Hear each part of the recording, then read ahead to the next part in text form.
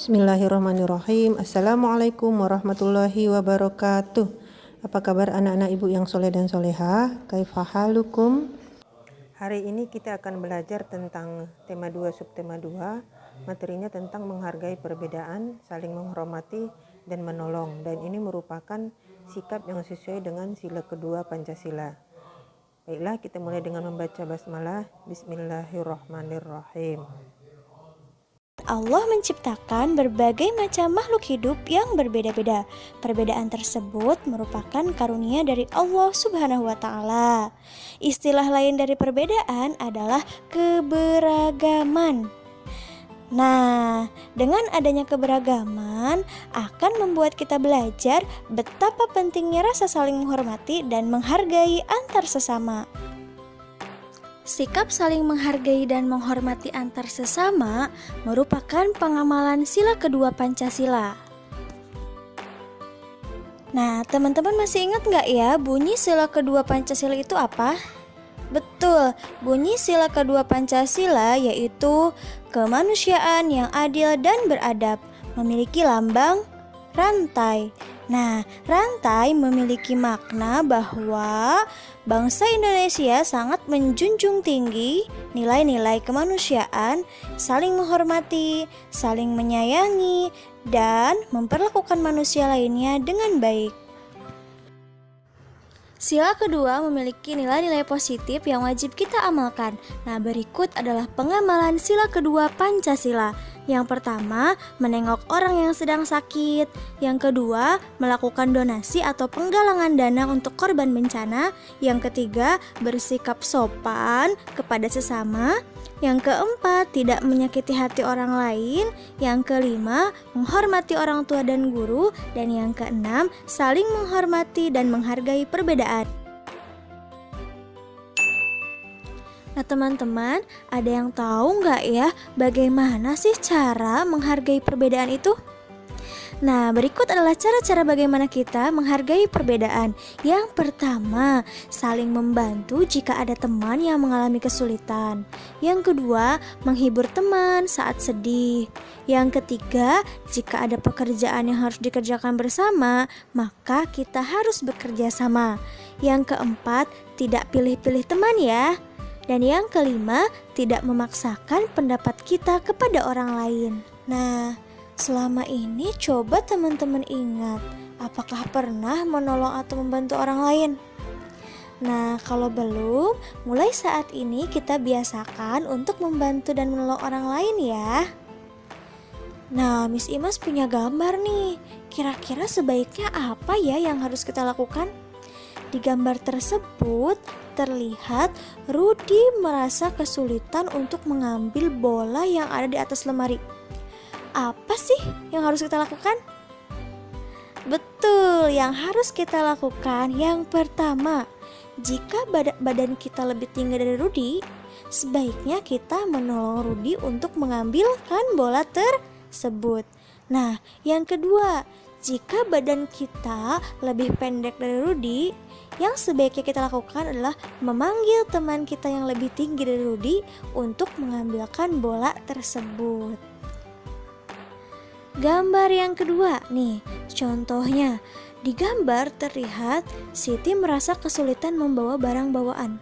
Sikap kita sebaiknya kayak gimana ya?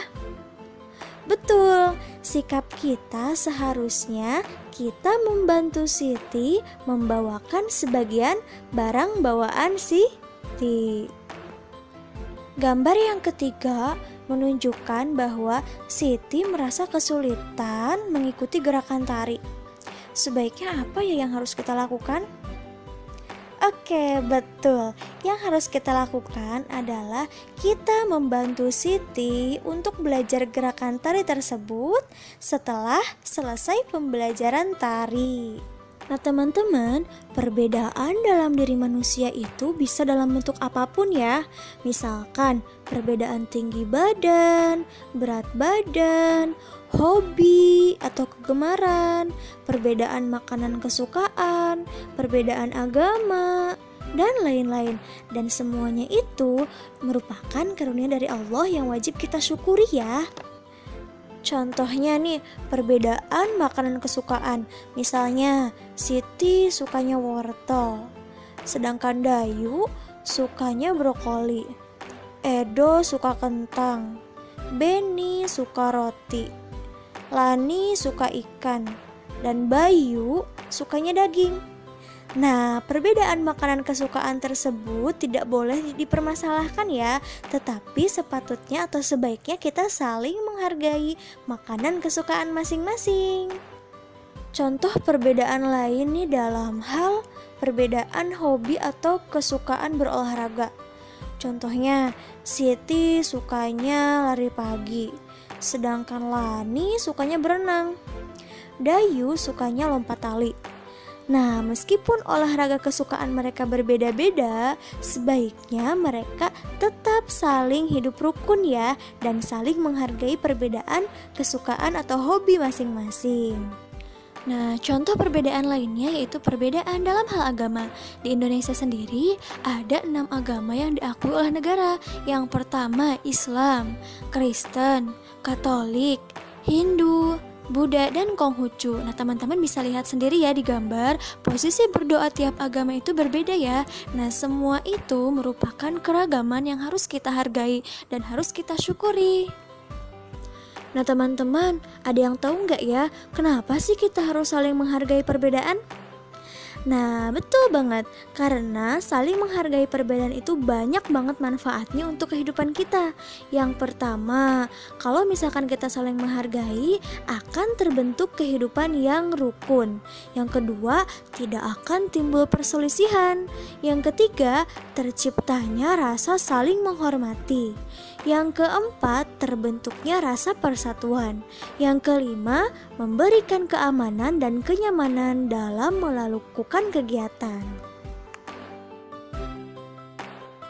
Oke teman-teman, kesimpulan untuk pembelajaran kita kali ini adalah sikap saling menghargai perbedaan merupakan pengamalan sila kedua Pancasila. Allah menciptakan manusia dengan berbagai macam perbedaan supaya kita bisa hidup rukun, saling menghargai, saling membantu, dan tidak memaksakan kehendak kita kepada orang lain. Nah teman-teman, semoga penjelasannya bermanfaat ya. Tetap jaga kesehatan, tetap semangat, tetap belajar. Wassalamualaikum warahmatullahi wabarakatuh. Thank you for watching. Berikutnya, silakan kerjakan tugas yang Ibu kasih berikut ini. Selamat belajar. Wassalamualaikum warahmatullahi wabarakatuh.